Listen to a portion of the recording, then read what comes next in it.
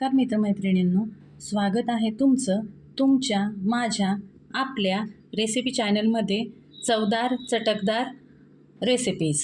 आज आपण बनवणार आहोत घोसावळ्याची कोरडी भाजी, जी आपल्या तब्येतीसाठी अगदी हेल्दी आहे। कमीत कमी वेळेत, कमीत कमी इन्ग्रेडियंट्समध्ये, कमीत कमी साहित्यात आणि कमीत कमी मसाल्यामध्ये बनणारी पण तितकीच चविष्ट आणि तितकीच हेल्दी अशी घोसावळ्याची भाजी। आज आपण बनवणार आहोत घोसावळ्याची कोरडी भाजी। घोसावळ्याला बऱ्याच भागामध्ये गिलके म्हणून सुद्धा संबोधलं जातं। या ठिकाणी मी अर्धा किलो घोसावळे घेतलेले आहेत।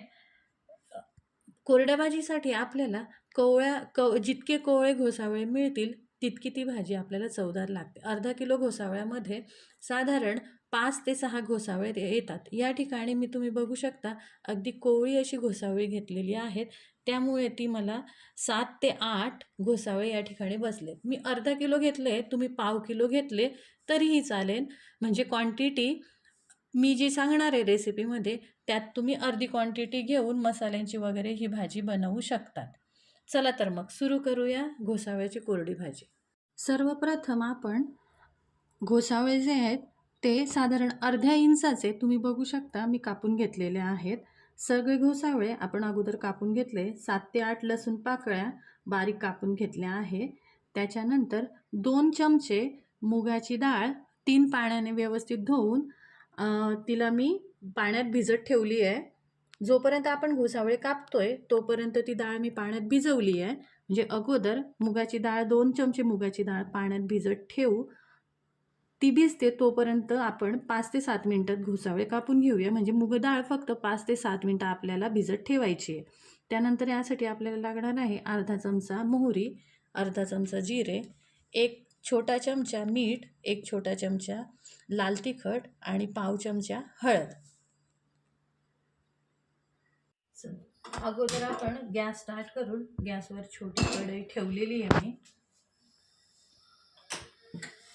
गॅस अर्धा किलो घोसावळ्यासाठी आपण 2 मोठे चमचे तेल घेऊया। पाव किलो असेल तर 1 चमचा तेलही पुरेसं होतं।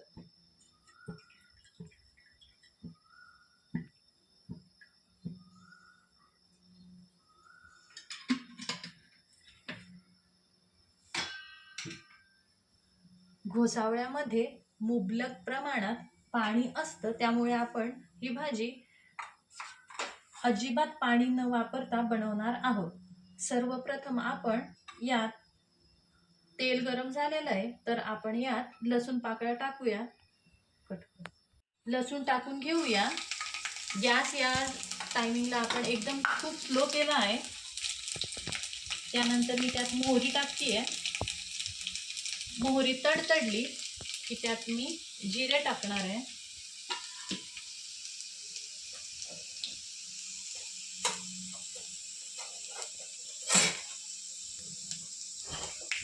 गॅस मी मीडियम आचेवर ठेवला आहे।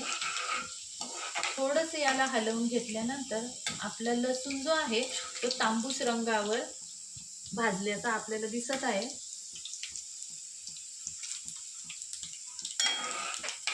साधारण अर्धा मिनिट जिरं मोहरी लसूण तेलात व्यवस्थित तडतडल्यानंतर या ठिकाणी आपण घोसावळे तेलामध्ये टाकणार आहोत। त्याला व्यवस्थित हलवून घेऊया।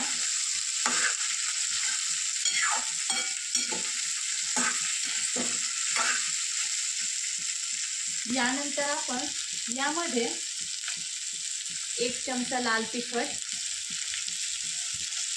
पाव चमचा हळद आणि 1 चमचा मीठ टाकून पुन्हा एकदा त्याला व्यवस्थित हलवून घेणार आहोत। घोसावळ्याच्या भाजीत मी कुठल्याही प्रकारचा गरम मसाला किंवा धणा पावडर वगैरे वापरलेली नाही आहे। आता जी डाळ आपण 3 पाण्याने धुवून मग त्यात पाणी ठेवली होती, त्यातलं पाणी आपण निथळून ती मूग डाळ आपण भाजीत टाकून घेऊया।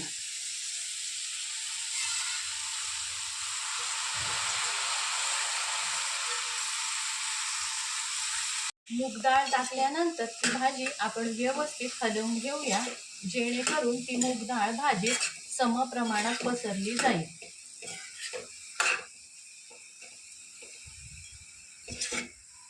घोसावळ्यामध्ये भरपूर प्रमाणात पाणी असल्यामुळे आपण यात पाण्याचा एक थेंबही वापरणार नाही आहोत. मग तुम्हाला असा विचार येईल की मूग डाळ शिजेल कशी? तर घोसावळ्यातलं जे पाणी रिलीज होईल ते भरपूर पाणी, त्या पाण्यातच मूग डाळ ही शिजली जाईल. त्यावर आपण आता झाकण ठेवूया आणि गॅसची फ्लेम मीडियम करून साधारण 3 ते 4 मिनिट भाजीला शिजून देऊया. साधारण 2 ते 3 मिनिट झालेले आहेत. झाकण काढून आपण भाजीला पुन्हा एकदा व्यवस्थित हलवून घेऊया आणि मीडियम फ्लेम जी आपण ठेवलेली होती 2 ते 3 मिनिट, ती आता एकदम बारीक करून घेऊया. अन्यथा भाजी आपली शिजण्या अगोदरच जळायला चालू होईल आणि डाळ जी आहे मुगाची जी शिजणार नाही. पुन्हा एकदा झाकण ठेवून गॅसची फ्लेम बारीक करूया. 3 ते 4 मिनिट झालेले आहे आणि आपण भाजीला पुन्हा एकदा हलवून घेऊया. भाजी ऑलमोस्ट शिजत आलेली आहे. तुम्ही बघू शकता घोसावळे जे आहे ते श्लिंक आकसून त्याची साईज जी आहे ती छोटी झालेली आहे आणि मूग डाळ जी आहे ती मूग डाळसुद्धा तुम्ही बघू शकता तिचे तुकडे झालेले आहेत, ती शिजलेली आहे. आता या कंडिशनला मी तुम्हाला एक इन्ग्रेडियंट सांगायची विसरली. ते ॲक्च्युली ॲब्सोल्युटली ऑप्शनल आहे. यात तुम्ही साधारण 2 ते 3 चमचे शेंगदाण्याचे कूट, मी यात 3 चमचे शेंगदाण्याचे कूट घालत आहे. तिला व्यवस्थित पुन्हा एकदा हलवून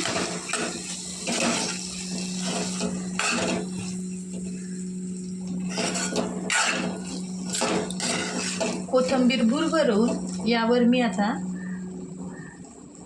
पुन्हा एकदा झाकण ठेवलं आहे आणि गॅसची फ्लेम आणि अगदी 30 सेकंद एक स्टीम आली, त्याच्यामध्ये एक वाफ आली, 30 सेकंद की गॅसची फ्लेम मी एकदम बंद करणार आहे. जेणेकरून शेंगदाण्याचं कूट टाकल्यानंतर गॅस आपल्याला अजिबात चालू ठेवायचा नाही आहे, अन्यथा ती खाली जळूनच जाईल. त्यामुळे शेंगदाण्याचं कूट टाकलं की गॅसची फ्लेम अगदी 30 सेकंद चालू ठेवून तिला बंद करायची आणि ते झाकण आपल्याला 4 ते 5 मिनिट बंदच ठेवायचं आहे. ती फ्लेम बंद करून 5 मिनिट झालेले आहेत.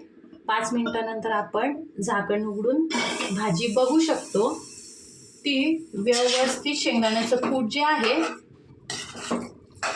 तेही भाजलं गेलेलं आहे, वाफवलं गेलेलं आहे आणि खाली ती भाजीतलं सगळं पाणी जे आहे ते आटलेलं आहे आणि तेलाचा जो लेयर आहे तो व्यवस्थित आपण बघू शकतो. चला तर मग आपण हिला प्लेटिंग करून घेऊया, प्लेटमध्ये काढून घेऊया आणि गरमागरम चपातीसोबत टेस्ट करूया.